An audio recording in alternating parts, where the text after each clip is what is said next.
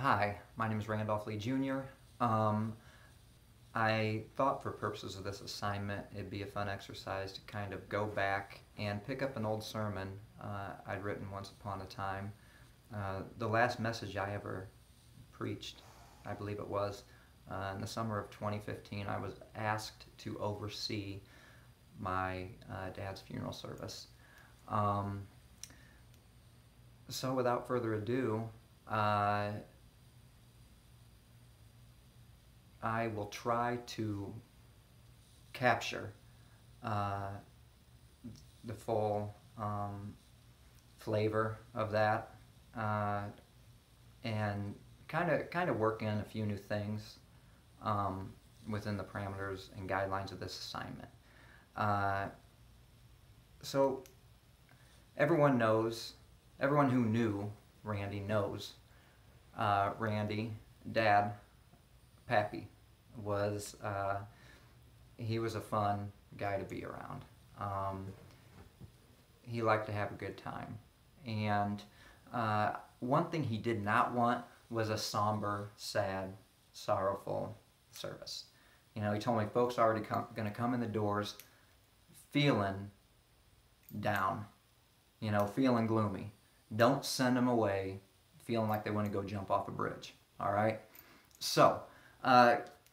Feel free, go ahead. Stand up, shake your neighbor's hand, pat your neighbor on the back. Matter of fact, let's all stand and give him an ovation for a life well lived. Huh? All right. Yeah. Okay. Now, you know, I read a lot of things, and I cannot for the life of me remember who it was that said once upon a time that the worth and excellency of a soul can be measured by the object of its love. The worth and excellency of a soul can be measured by the object of its love. I thought that was fitting as I saw our time winding down. All the family and friends that came to surround Dad. Thank you. It was very much appreciated, and is very much appreciated. And it spoke volumes to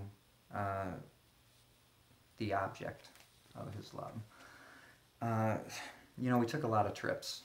I mean, throughout life, Dad took us everywhere: the mountains, the woods, seaside, and he told me on one of our last trips just a few weeks before he passed away that it wasn't just about, you know, the awe and magnificence of, you know, the Rocky Mountains or the Colorado River or the Pacific Coast.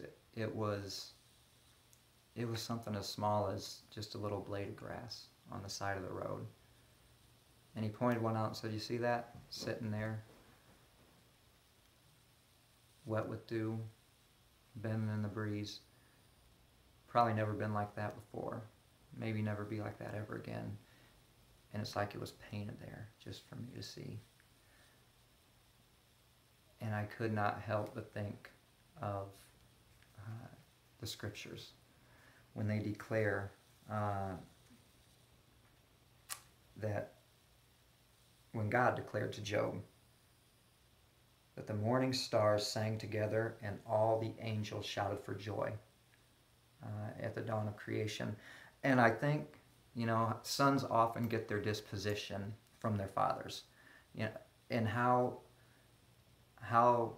content it makes my soul to think that here was a man who, in the midst of suffering and sorrows, could still delight in creation the same way the angels in heaven do.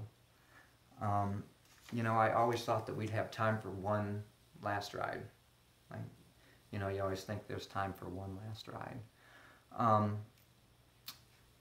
But there wasn't the last night. And so instead, I stood by his bed and I took out his Bible And I just began to read to him, and I'll share a little bit from his Bible, exactly what I read that night. Yet what we suffer now, this is Romans 8:18 through 24. Yet what we suffer now is nothing compared to the glory he will give us later. For all creation is waiting patiently and hopefully for that future day when God will resurrect his children. For on that day thorns and thistles, sin, death, and decay, the things that overcame the world against its will at God's command, will all disappear. And the world around us will share in the glorious freedom from sin which God's children enjoy.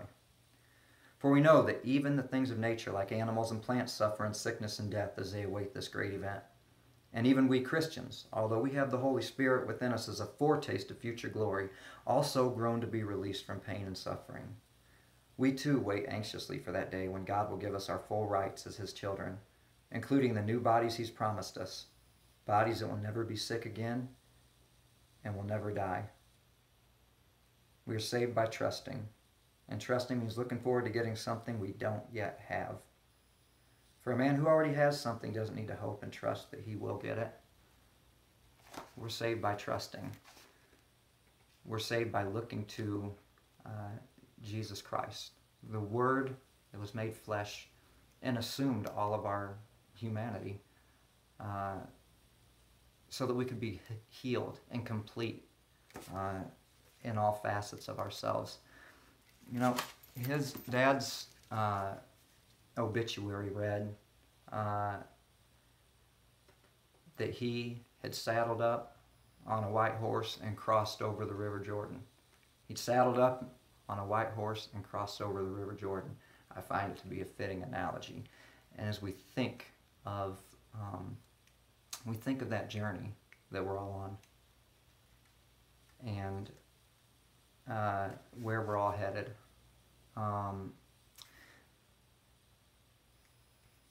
I also think of the misery, the sorrow, the suffering that we endure that was endured. Having in mind not how bravely he was capable of dying, but how far from bravely we were capable of bearing the loss. He commanded himself to live. There are times when even to live is an act of bravery.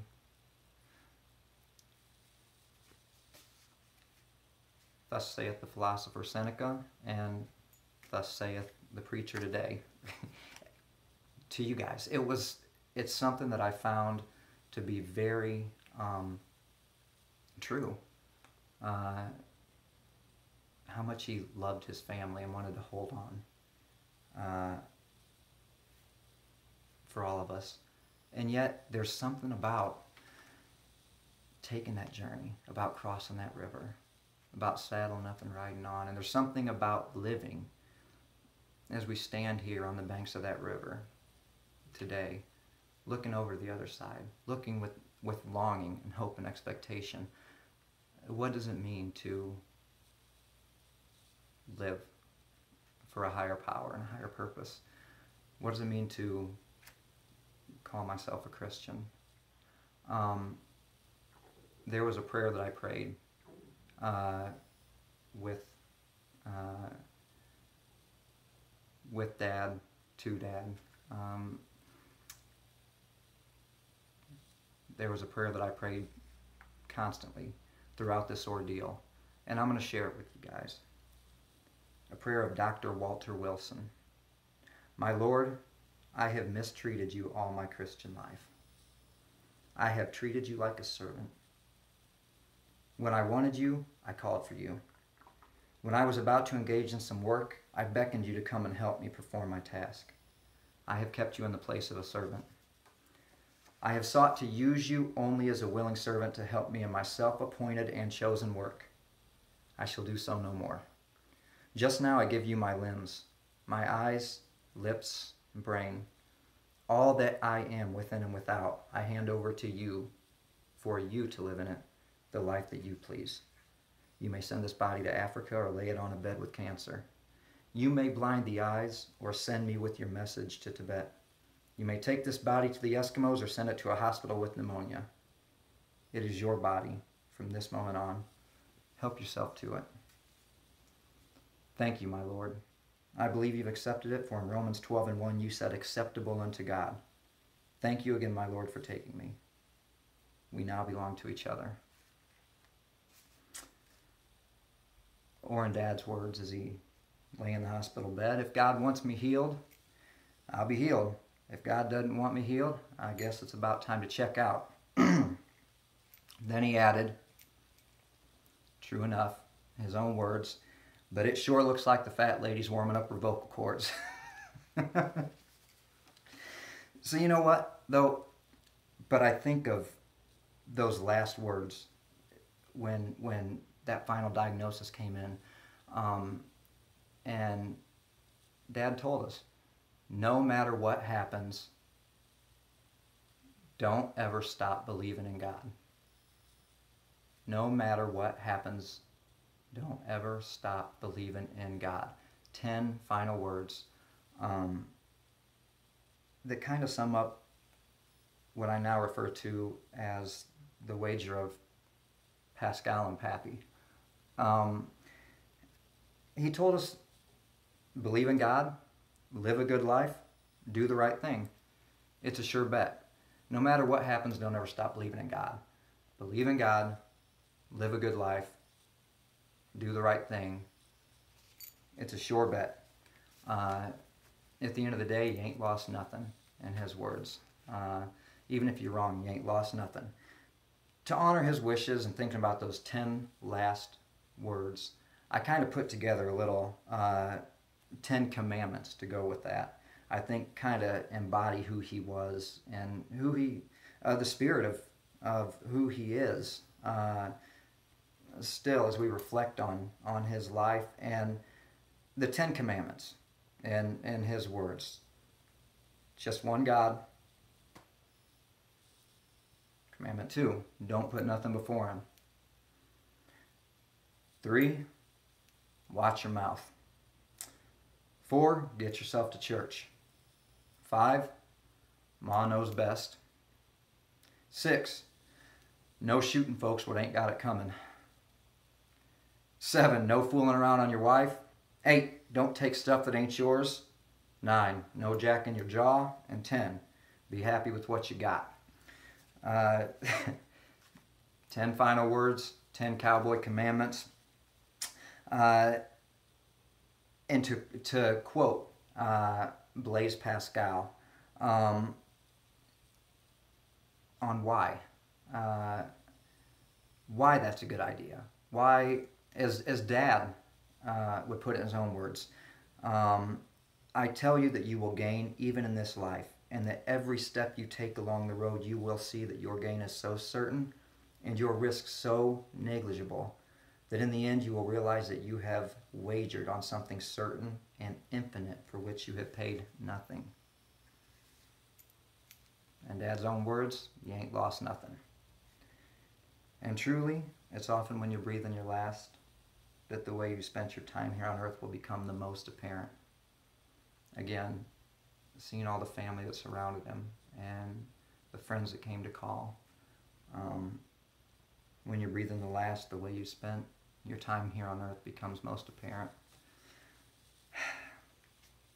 So I gave him a Father's Day card a little while back that kind of, reflected on a lot of these things. It kind of, the things he taught me about, making the right choice, about a smart wager, the balance of pain and pleasure, I suppose. And yet, C.S. Lewis once wrote to the effect that all pains and pleasures we have known on earth are early initiations into the movements of that eternal dance. But the dance itself is strictly incomparable with the sufferings of this present time as we draw nearer and nearer to its uncreated rhythm. Pain and pleasure shrink almost out of sight. As I think of that, reflect on that, I'm reminded also an old account of a monk and his student who were making a journey towards their own river, a journey towards their own final destination, maybe. And as they came to the edge of the riverbank, they saw a young lady standing there who looked a little uncertain. And so the older one asked her if they could be of any assistance. She said yes. Due to the recent rains, the water was running high, and she wasn't so sure she could cross without losing her footing, being carried off downstream and drowning. The young student pulled the older teacher aside, and he began to remind him of the chastity vows they'd taken. How they weren't really supposed to put their hands on any young ladies. And the older monk considered it, but finally he went back to the edge of the river. He scooped her up in his arms, and they all began to cross. And as they were walking along, the student turned, and he kept continuously looking at the teacher and getting more angry and more angry, as he could see the way that this young lady clung to him. They got to the other side and set her down, and she thanked them for their time, and she went on her way, and they went on theirs. And for a while, the young student was kind of quiet, but he was a little incensed. And finally, he exploded on the teacher, reminding him of the vows they'd taken, promising chastity. And yet here he was with this young lady, holding her hands around his neck, her cheek against his cheek, her body pressed against, and the teacher cut him off and stopped him and said, "Young man, you're the one who's still carrying her. Think about that. You're the one who's still carrying her. It isn't what you got that matters. It's what's got you that counts."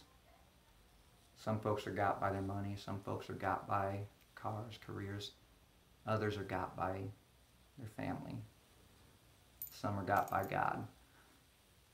And it's okay to leave here today carrying grief and uncertainty.